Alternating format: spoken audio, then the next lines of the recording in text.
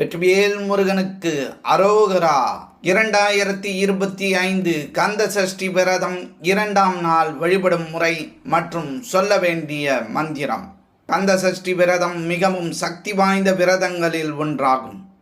கந்த சஷ்டி விழாவின் 7 நாட்களும் அந்தந்த நாளுக்குரிய வழிபாட்டினை முறையாக செய்து முருகப்பெருமானை வழிபட்டால் முருகப்பெருமானின் அருளால் அனைத்து விதமான துன்பங்களும் நீங்கும் என்பது நம்பிக்கை. கந்த சஷ்டி விழாவின் 2ஆம் நாளில் முருகப்பெருமானை எப்படி வழிபட வேண்டும், எப்படி வழிபட்டால் என்ன பலன் கிடைக்கும் என்பதனை இந்த ஆன்மீக பதிவினில் நாம் அறிந்து கொள்வோம். வாழ்க வளமுடன். ஸ்ரீ ஞானவாசல் நேயர்கள் அனைவருக்கும் ஸ்ரீனிவாசனின் அன்பு வணக்கங்கள். இந்த ஆண்டிற்கான கந்த சஷ்டி விரதம் துவங்கி முதல் நாள் நிறைவடைந்துள்ளது. எந்த முறையில் முதல் நாள் விரதத்தை துவங்கினீர்களோ அதே முறையிலேயே 2வது நாளும் விரதத்தை தொடர வேண்டும். கந்த சஷ்டி விரதத்தின் 2வது நாளில் காலை மாலை 2 வேளையும் சர்க்கோண தீபம் ஏற்ற வேண்டும். முதல் நாள் சா என்ற எழுத்தின் மீது ஒரு பெரிய நெய் தீபம் ஏற்றியதை போல் 2ஆம் நாளில் ரா என்ற எழுத்தின் மீது 2வது விளக்கை ஏற்ற வேண்டும். அதாவது சா மற்றும் ரா ஆகிய 2 எழுத்துக்கள் மீதும் விளக்குகள் ஏற்ற வேண்டும். பல வகையான கலவை சாதங்களில் ஏதாவது ஒரு சாதத்தை முருகப்பெருமானுக்கு நெய்வேத்தியமாக படைக்கலாம், அல்லது ஏதாவது ஒரு பழத்தை நெய்வேத்தியமாக படைத்து வழிபடலாம். காலை மற்றும் மாலை 2 வேளைகளிலும் நெய்வேத்தியம் படைத்து வழிபட வேண்டும்.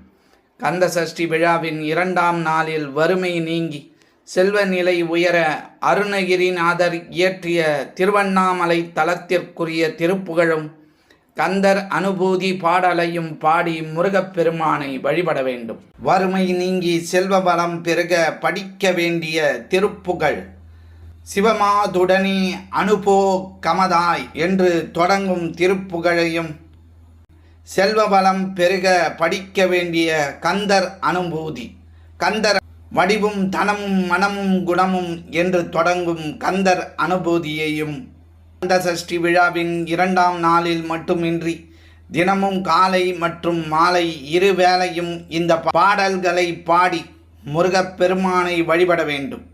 அதேபோல் 48 நாளைக்கு தினமும் சர்க்கோண தீபத்தை வீட்டில் ஏற்றி வழிபட வேண்டும். தினமும் 6 தீபங்கள் ஏற்றி இந்த பாடலை மனதார பாடி வழிபட்டால் அடுத்த ஆண்டு கந்த சஷ்டி விரதத்திற்குள் வறுமை நிலை மாறி பொருளாதாரத்தில் உயர்ந்த நிலையை நீங்கள் அடைவீர்கள்.